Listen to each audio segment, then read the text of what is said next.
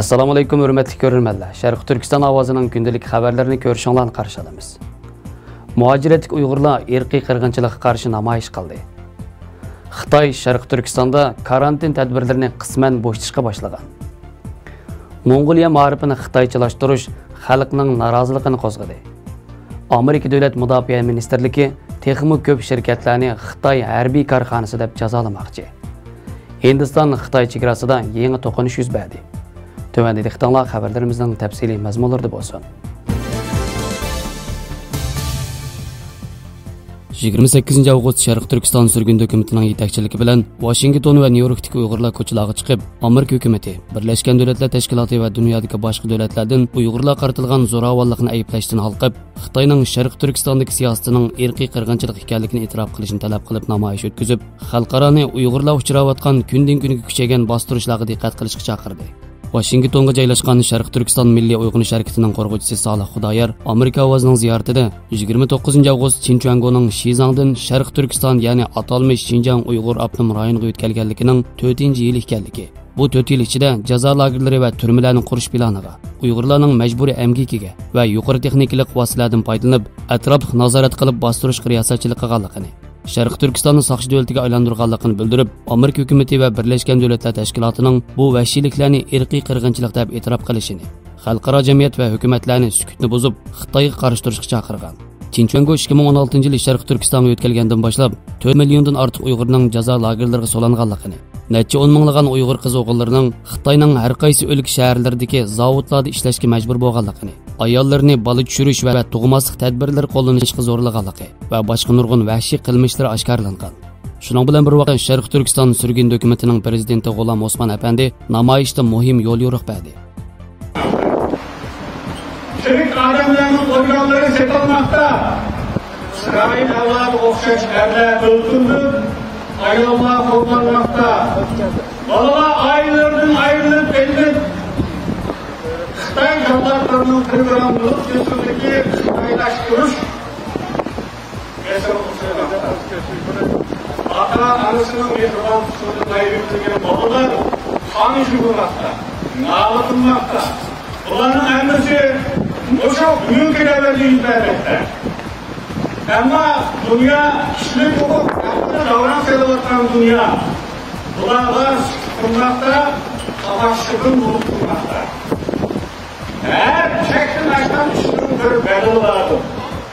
İkinci dünya vuruş devrine esas edilen de olsa, erkin dünya değilinden devlette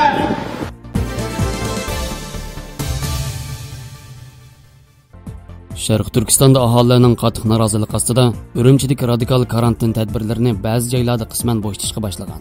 17-iyuldan boshlab Urumchi shahrining Xitoy virusi sababidan karantin ostiga ilinib, butun shaharning qamal qilinib, virus yuqumining to'xtatilganligi e'lon qilingan bo'lsa-mu, lekin Xitoy hukumatining qamalni izchil davomlashtirishi fuqarolarning noroziligini qo'zg'agan.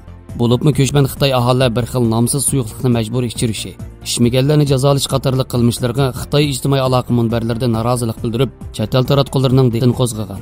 Xitoy torlarining xabar qilishicha, Urumchi shaharlik hukumat Urumchidagi ba'zi rayonlarda qamalni qisman bo'shatib, fuqarolarning o'ltiraq rayon ichida harakat qilishiga yo'l qo'ygan. Shaharlik hukumatning bu vaqtdagi uqtirishida aholilar rayonlaridagi tanlov bozori, qo'laylik do'kon va meva do'konlarining belgilik vaqt ichida etishiga yo'l qo'yilganligini ta'kidlagan. Lekin xabarda karantin tadbirlarining Urumchidagi qaysi aholilar rayonlarida bo'shatilganligi ko'rsatilmagan. Xitoyning Şərq Türkistonda Xitoy virusi yuqumiga qarshi qo'llangan tadbiri kishilik huquq tashkilotlarining izchil qattiq tanqidiga uchrab kelgan.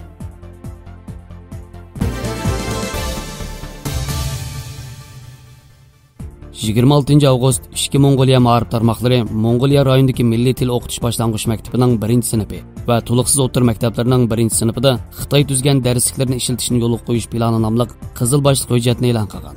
Mazkur hujjatda bu yil kuzda o'qish boshlangandan boshlab Ishki Mongoliyaning davlat tilida o'qitilgan boshlang'ich maktabining 1-sinifining davlat tili o'qitish materiallarini ishlatishga boshlaydiganligi ko'rsatildi. Ishki Mongoliya ma'rif tarmoqlarining xanzocha o'qitishni kuchaytirish to'g'risidagi hujjati Ishki Mongoliyada jamoat noroziligini qo'zg'ab, nurg'un Mongol olimlari va o'quvchilarning ota-onalari yangi tadbir Mongol tilining mavjudligini kirzisga duchor qildi.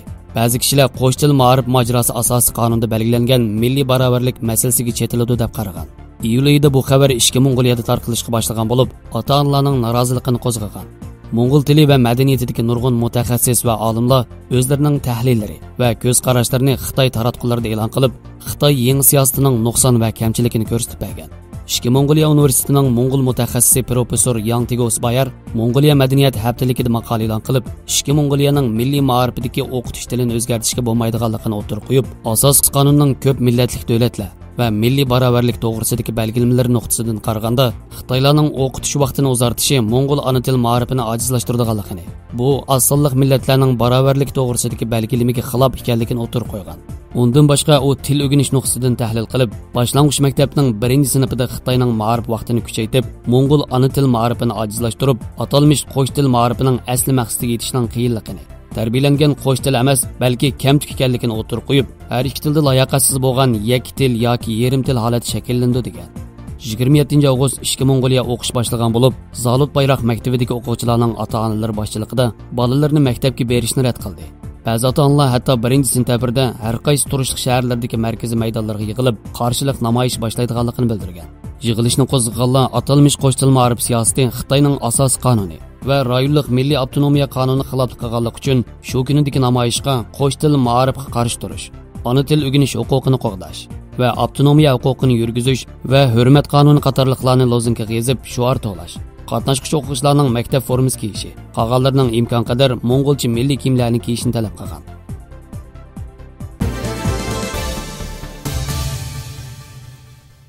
Amerika Davlat Mudofaa Ministrligi 28 avgustda 1999-yili tuzishga kirgizilgan Davlat mudofaa huquq berish qonuniga asosan Amerikada bevosita yoki vositali harakat qiladigan texnik ko'p Xitoy kommunist harbiy shirkatlarini e'lon qildi. Shundaqla Amerika hukumatining bu shirkatlarga qarta yurgizadigan jazosining asosi e'lon qilindi. Davlat mudofaa ministrligi bayonotida mundaq degan: 5 burchaklik bino Xitoyning harbiy puhralarni birlashtirish taraqqiyot strategiyasini gavdalantirish va uningga qarshi turishni qaror qildi. Bu strategik xalq ozodlik armiyasining shaxsiy o'rinda ko'rinadigan Xitoy shirkatlarini setib olishiga, universitet va tadqiqot turlari erishgan va taraqqiy qilgan ilg'or texnika va tajriba xalq ozodlik armiyasining zamonaviylashtirish nishoniga aylandi. Amerika Davlat mudofaa ministrligi tizimiga kirgan Xitoy shirkatlari buning uchun bevosita jazoga tortilmaydi. Lekin davlat mudofaasi huquq berish qonuniga asosan Amerika prezidenti xalqaro jiddiy iqtisodiy huquq qonuniga asosan bu shirkatlarning Amerikadagi tijoratiga qarshi jazo yurgiza oladi.